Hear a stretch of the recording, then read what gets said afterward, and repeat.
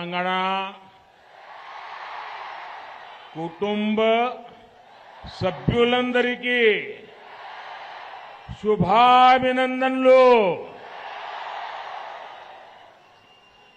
ये स्थान अपने गन्ना किसानों और चीनी के प्रोडक्शन के लिए जाना जाता है। यहां के लोगों के व्यवहार में भी ये मिठास साफ महसूस होती है। आप इतनी बड़ी संख्या में बीजेपी को आशीर्वाद देने के लिए आए हैं। हम सभी आपके बहुत बहुत आभारी हैं। నా తెలంగాణ కుటుంబ సభ్యులందరికీ శుభాభివందనలు। ఈ ప్రాంతము చెరుకు రైతులకు మరియు చెరుకు ఉత్పత్తికి ఎంతో ప్రసిద్ధిగాంచినది। ఇక్కడి ప్రజల ప్రవర్తనలో ఈ మాధుర్యం చాలా స్పష్టంగా కనబడుతూ ఉన్నది। బీజేపీని ఆశీర్వదించడానికి మీరు ఇంత పెద్ద సంఖ్యలో విచ్చేసిన మీ అందరికీ కూడా పేరు పేరున కృతజ్ఞతలు। నా కుటుంబ సభ్యులారా, मैं जब भी तेलंगाना आता हूं, मुझे यहां की जनता जनार्दन में एक आशा की लहर दिखाई देती है। ये लहर उम्मीद की है, ये लहर बदलाव की है, ये लहर इस भावना की है कि तेलंगाना का विकास की नई उस ऊंचाई को प्राप्त करे जिसका वो हकदार है। मैं जानता हूं कि यहां की जनता अब विश्वासघात के अतीत से छुटकारा पाना चाहती है। यहां के लोग अब बीआरएस के 9 वर्षों के शासन से परेशान हो चुके हैं, बीआरएस से मुक्ति चाहते हैं। यहां के लोग उस कांग्रेस से भी मुक्ति चाहते हैं जिसने 7 दशक तक सत्ता होने के बावजूद भी इस पूरे क्षेत्र का लगातार तिरस्कार किया। और इसलिए इस बार हवा बीजेपी की ओर है। तेलंगाना के लोग बीजेपी से उम्मीद लगा रहे हैं। కుటుంబ సభ్యులారా, నేను తెలంగాణ వచ్చినప్పుడల్లా కూడా ఇక్కడ ప్రజల్లో ఎన్నో ఆశలు అలలు కనిపిస్తా ఉంటాయి। ఇది ఒక ఆశా కిరణం యొక్క ఉప్పెనగా భావిస్తాను। ఇది ఒక మార్పుకు తరంగంగా నేను భావిస్తా ఉంటాను। తెలంగాణకు దక్కాల్సిన అభివృద్ధి, ఈ అభివృద్ధి పదంలో ఉన్నత శిఖరాలకు సాధించాలనే భావం ఈ తరంగంలో ఉన్నది।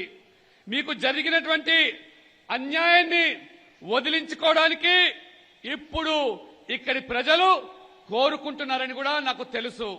ఇక్కడి ప్రజలు 9 సంవత్సరాలుగా బీఆర్ఎస్ పాలనతో విసిగి వేరాసి బీఆర్ఎస్ నుంచి స్వేచ్ఛను కోరుకుంటున్నారు, మార్పు కోరుకుంటున్నారు। అదేవిధంగా 7 దశాబ్దాలుగా అధికారంలో ఉన్నటువంటి కాంగ్రెస్ పార్టీ కూడా మనందరినీ కూడా విస్మరించింది। అందుకనే ప్రజలు కాంగ్రెస్ నుంచి కూడా విముక్తి కోరుకుంటున్నారు। అందుకనే ఈసారి బీజేపీ గాలి వీస్తూ ఉన్నది, బీజేపీకి అనుకూలంగా వాతావరణం మారుతూ ఉన్నది। తెలంగాణ ప్రజలు బీజేపీ పైన పెద్ద ఆశలు ఈరోజు పెట్టుకున్నారు। నా కుటుంబ సభ్యులారా, तेलंगाना के गरीबों की, किसानों की, महिलाओं की, युवाओं की, पिछड़ों की और दलितों की आकांक्षाओं का प्रतीक बीजेपी का संकल्प पत्र है। हम सकला जनुला सौभाग्य तेलंगाना इसके निर्माण का लक्ष्य लेकर आगे बढ़ रहे हैं। लोगों ने नेशनल पॉलिटिक्स में हमारा ट्रैक रिकॉर्ड देखा है। बीजेपी जो कहती है वो करके दिखाती है। हमने वादा किया था कि आर्टिकल 370 को खत्म करेंगे, वादा पूरा हुआ। हमने वादा किया था ट्रिपल तलाक का अंत होगा, वादा पूरा हुआ। हमने संसद में महिला आरक्षण की बात कही थी, वादा पूरा हुआ। हमने किसानों को 1.5 गुना एमएसपी की गारंटी दी थी, वादा पूरा हुआ। हमने अपने सैनिकों को 1 रैंक 1 पेंशन का संकल्प दिया था, वादा पूरा हुआ। हमने वादा किया था कि राम मंदिर अवश्य बनेगा, वादा पूरा हो रहा है। और साथियों, हमने तेलंगाना के लोगों से टर्मरिक बोर्ड का बनाने का वायदा किया था। ये वायदा भी बीजेपी सरकार ने पूरा करके दिखाया। हमने आपसे सेंट्रल ट्राइबल यूनिवर्सिटी का वायदा किया था, बीजेपी सरकार ने आपसे ये वायदा भी पूरा करके दिखाया।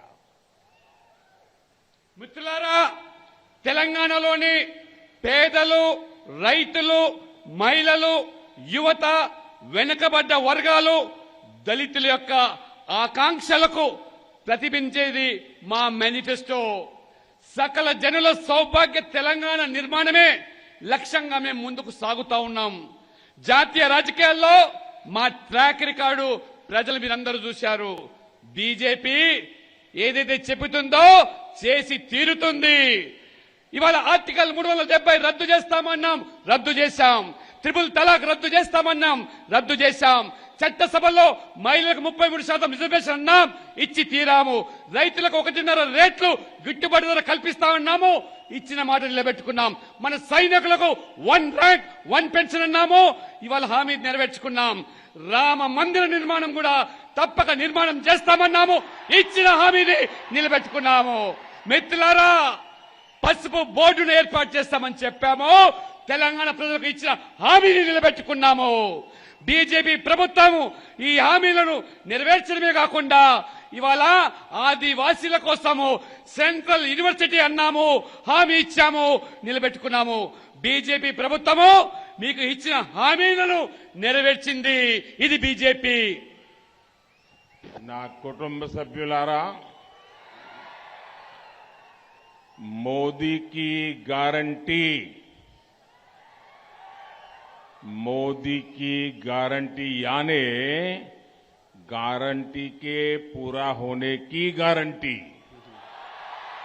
इसलिए आज तेलंगाना के बीसी समाज के लोग भी उत्साहित है, क्योंकि बीजेपी ने यहां बीसी समाज से सीएम बनाने का वादा किया है। ये बीजेपी ही है जिसने देश को रिकॉर्ड संख्या में बीसी समाज से आने वाले केंद्रीय मंत्री दिए हैं। और ये बीजेपी ही है जिसने देश को एक ओबीसी पीएम भी दिया है। మిత్రులారా, మోదీ గ్యారెంటీ అంటే గ్యారెంటీ పూర్తి చేయడమే అది గ్యారెంటీ.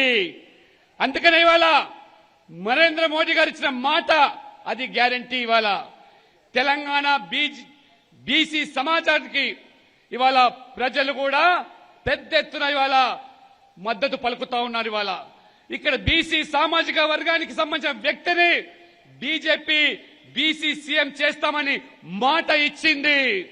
అందుకనే బీసీ సామాజిక వర్గం నుంచి కూడా రికార్డు స్థాయిలో కేంద్రంలో మంత్రులను చేసినటువంటి ప్రభుత్వము అది బీజేపీ మాత్రమే. ఈ దేశానికి ఒక బీసీని ప్రధానమంత్రి చేసింది కూడా అది భారతీయ జనతా పార్టీ మాత్రమే అని చెప్పి కూడా నేను తెలియజేస్తా ఉన్నాను ఇవాళ. నా కుటుంబ సభ్యులారా, कांग्रेस और बीआरएस ने ना बीसी समाज के लिए काम किया और ना ही दलितों के लिए कोई काम किया. आज जो बीआरएस है, पहले वो टीआरएस थी. इन लोगों ने वादा किया था कि तेलंगाना का पहला सीएम दलित होगा, लेकिन जब दलित वोट मिल गए तो केसीआर ने सीएम की इस कुर्सी पर खुद कब्जा जमा लिया. लेकिन इससे ठीक विपरीत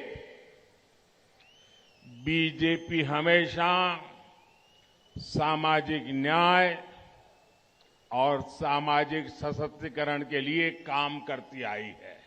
మిత్రులారా, ఈ కాంగ్రెస్ పార్టీ బీఆర్ఎస్ పార్టీలు బీసీలను కానీ దళితులను కానీ ఏమీ కూడా చేయలేదనే విషయం మీ అందరికీ తెలుసు. ఈరోజు బీఆర్ఎస్ గతంలో టీఆర్ఎస్ తెలంగాణ తొలి ముఖ్యమంత్రిని దళితుని చేస్తానటువంటి హామీ ఇచ్చారు. కానీ దళితుల ఓట్లు రాగానే కేసీఆర్ స్వయంగా సీఎం కుర్చీని కైవసం చేసుకొని దళితులను మోసం చేశాడు. కానీ అందుకు భిన్నంగా సామాజిక న్యాయం, సామాజిక సాధికారత కోసమే ఇవాళ భారతీయ జనతా పార్టీ కృషి చేస్తా ఉన్నది. నా కుటుంబ సభ్యులారా,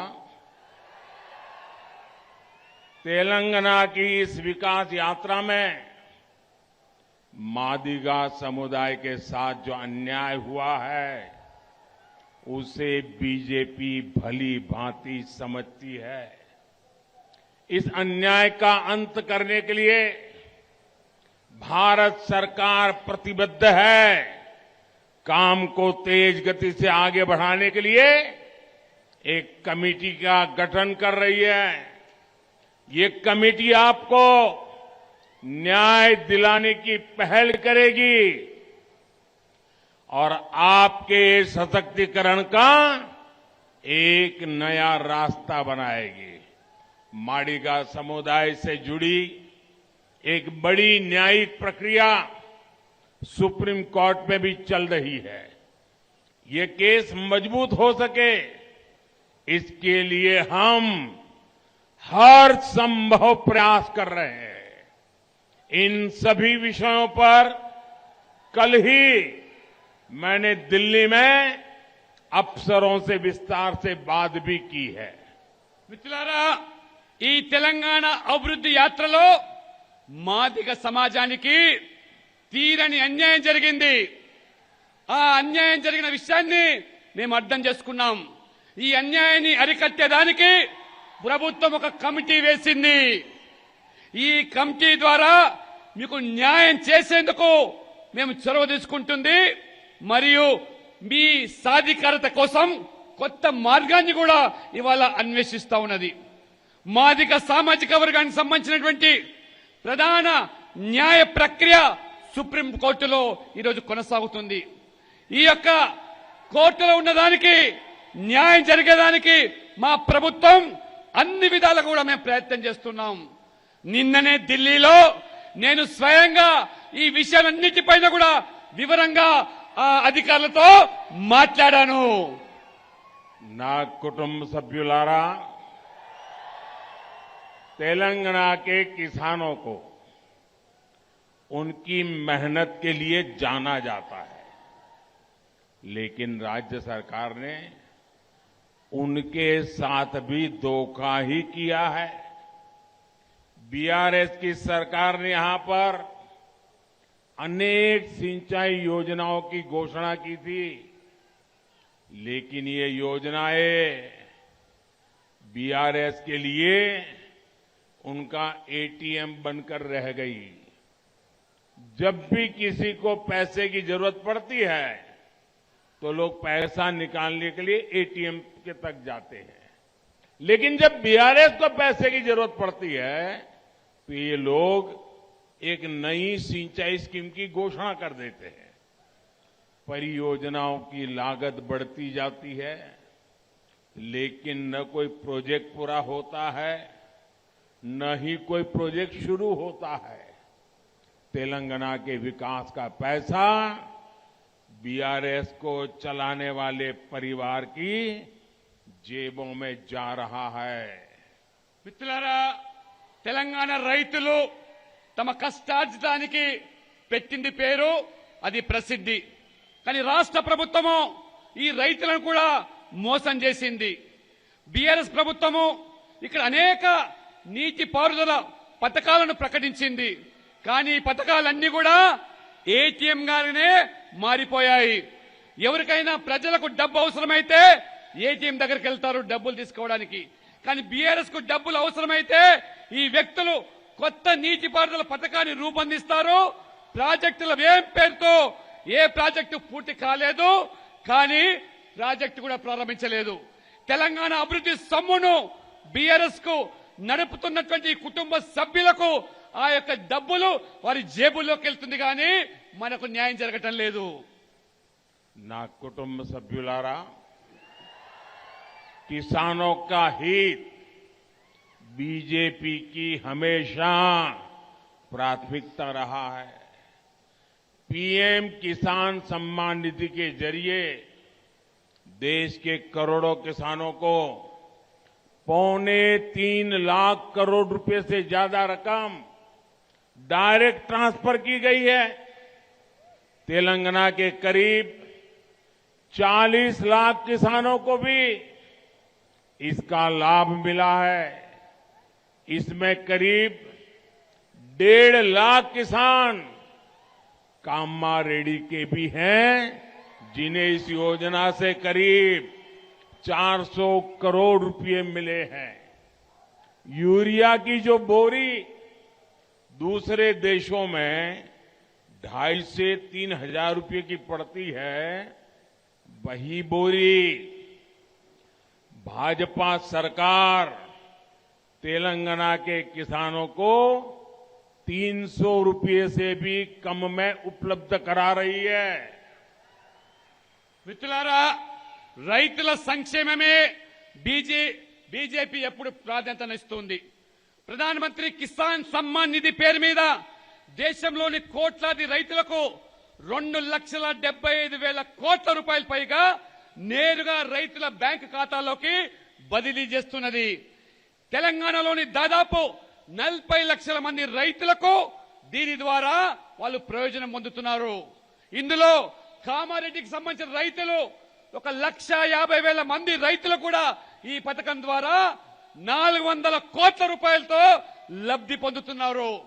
ఇతర దేశాల్లో 2,000 నుంచి 3,000 వరకు ఒక యూరియా బస్తా ధర అయితే, ఈ రోజు భారతీయ జనతా పార్టీ ఈ ప్రభుత్వము 300 రూపాయలకే ఆ బస్తా యూరియానిచ్చి రైతులకు ఆదుకుంటున్న ప్రభుత్వము ఇది మోదీ గారి ప్రభుత్వము.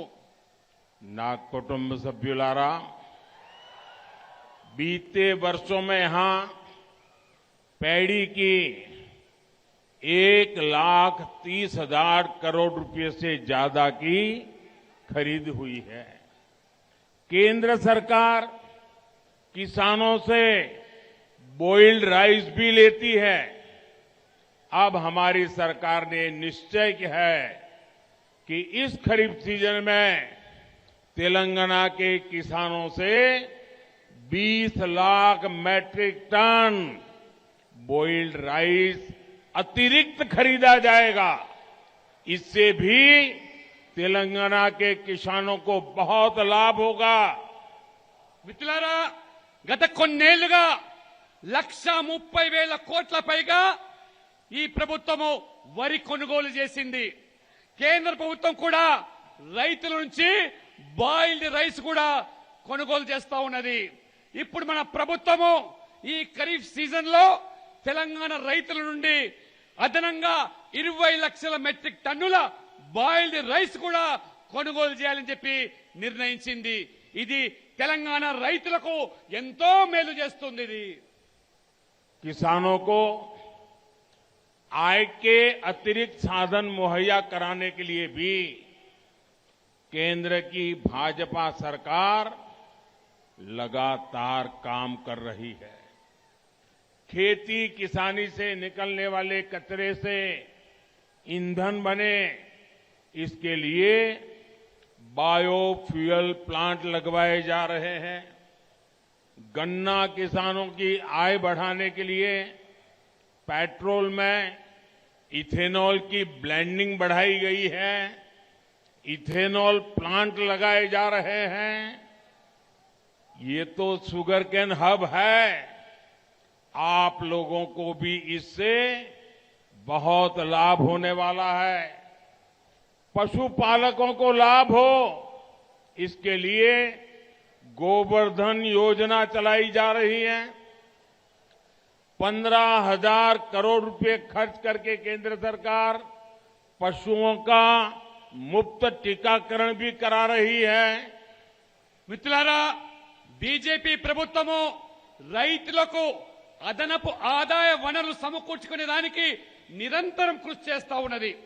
వ్యవసాయ వ్యర్థాలను ఇంధనంగా మార్చేదానికి బయోఫ్యూయల్ ప్లాంట్ ను ఏర్పాటు చేస్తా ఉన్నాం. ఇవాళ చెరుకు రైతుల ఆదాయాన్ని పెంచేందుకు పెట్రోల్లో ఇథనాల్ కలిపి ఏ రకంగా ఇథనాల్ ప్లాంట్లను కూడా మేము ఏర్పాటు చేస్తున్నాము. ఇది చెరుకు హబ్. ఇది మీరు కూడా దీనివల్ల చాలా ఇవాళ ప్రయోజనం పొందే అవకాశం ఉన్నది. పశువుల రైతులకు మేలు చేసేందుకు గోవర్ధన్ యోజన పేరు మీద ఒక కొత్త పథకాన్ని అమలు చేస్తున్నాం. 15,000 కోట్లు వెచ్చించి కేంద్ర ప్రభుత్వము పశువులకు ఉచితంగా వ్యాక్సినేషన్ కూడా అందజేస్తా ఉన్నది. ना कुटुंब सभ्युलारा, तेलंगाना एक युवा राज्य है। मुझे इस बात का बहुत दुख है कि तेलंगाना जैसे युवा राज्य को सबसे बड़ी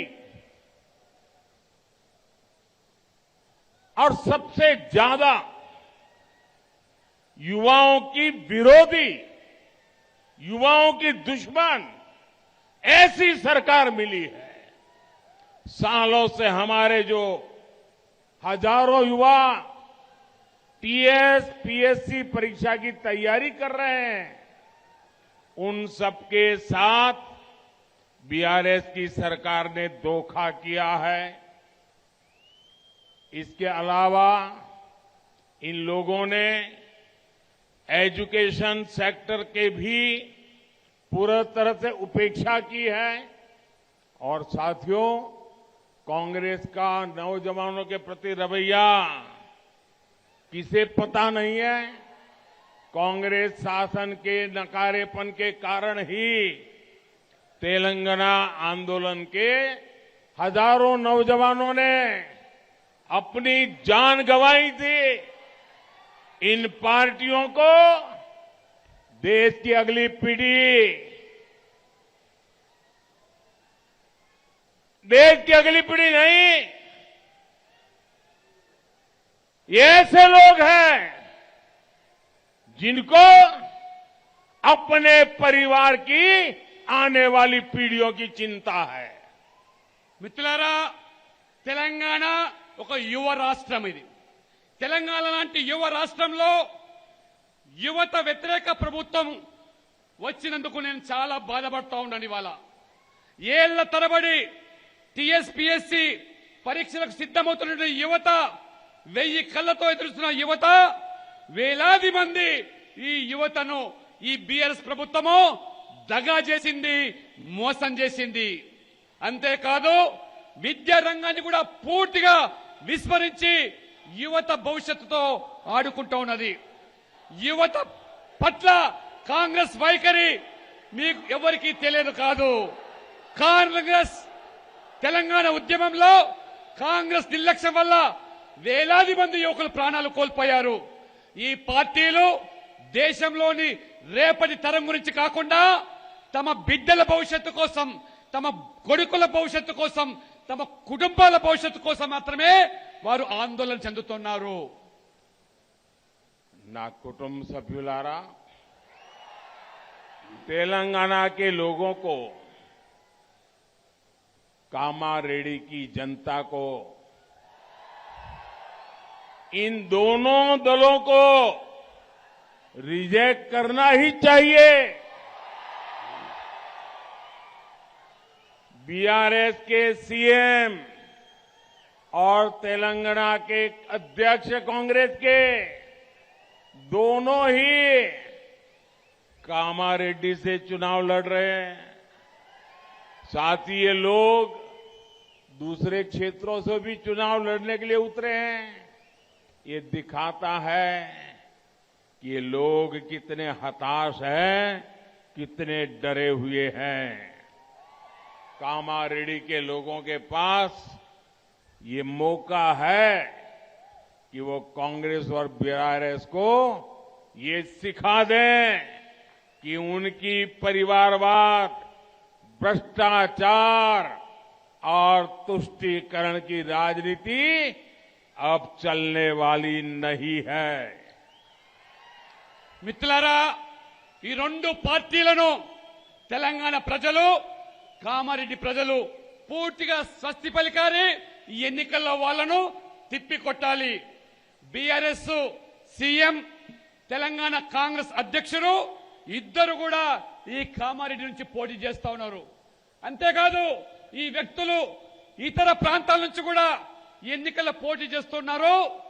ఈ వ్యక్తులు ఎంత నిరాశ నిస్పృహలో ఉన్నారంటే వారు దీనిని బట్టి అర్థమవుతున్నది అక్కడ ఓడిపోతామని. అందుకనే కాంగ్రెస్ బీఆర్ఎస్ ల ఈ బంధు ప్రీతి, అవినీతి, బుజ్జగింపు రాజకీయాలు పనికి రావని కామారెడ్డి ప్రజలు వారికి బుద్ధి చెప్పాలి, తిప్పి కొట్టాల్సిన అవసరం ఉన్నది. నా కుటుంబ సభ్యులారా,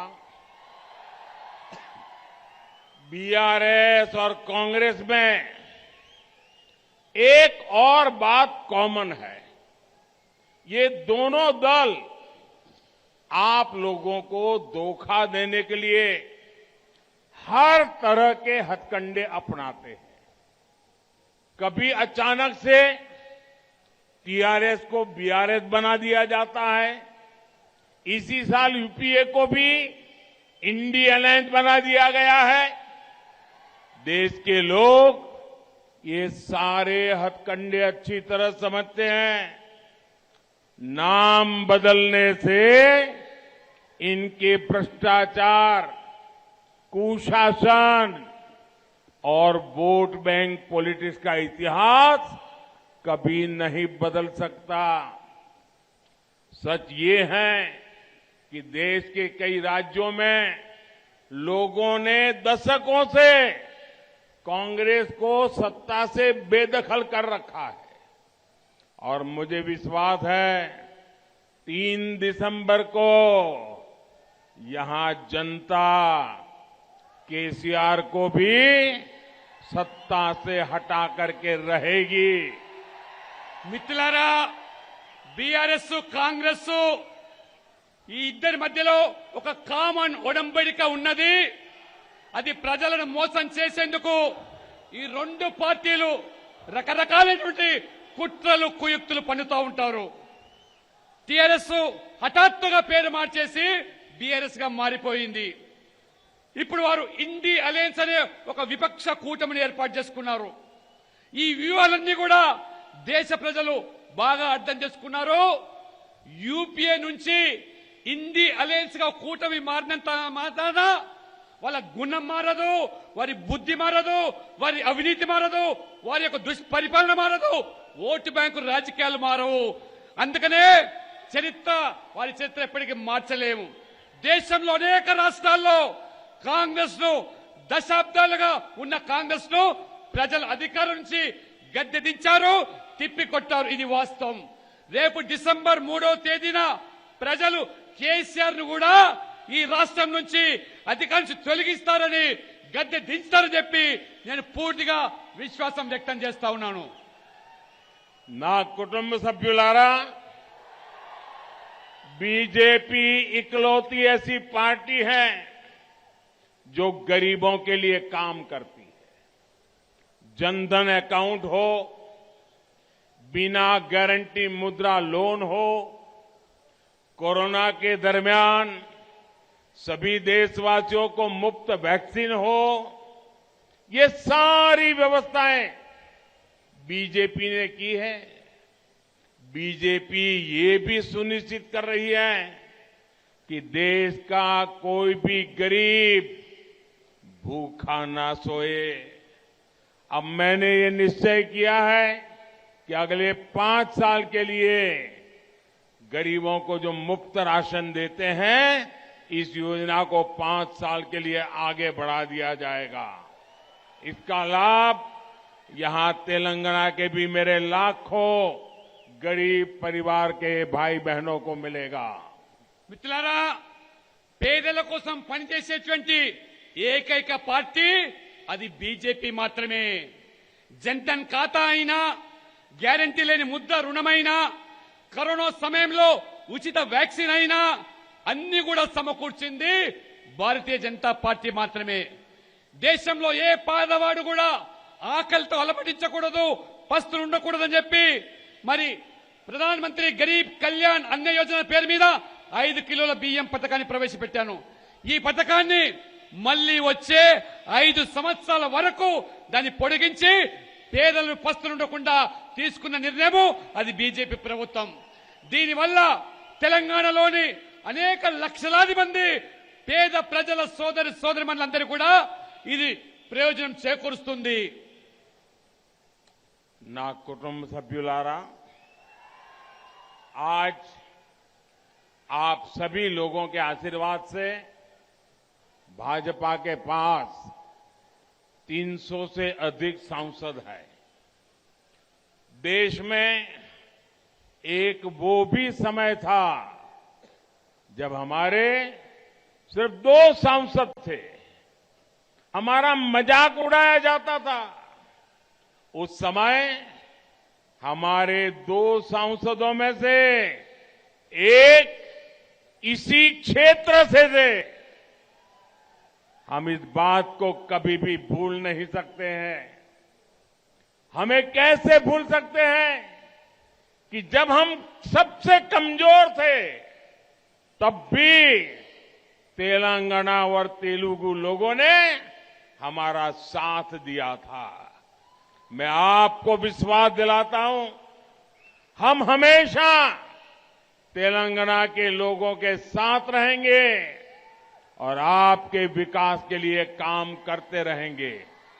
भले ही बीआरएस और कांग्रेस के लोग अपने बच्चों के बारे में सोचे, लेकिन हम आपके बच्चों के साथ खड़े रहेंगे।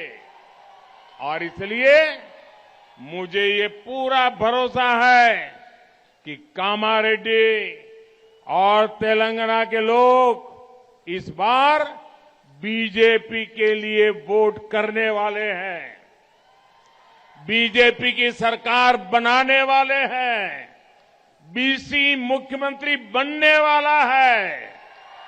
एक बार फिर इतनी बड़ी तादाद में आकर आपने आशीर्वाद दिए, मैं आपका बहुत बहुत धन्यवाद करता हूं।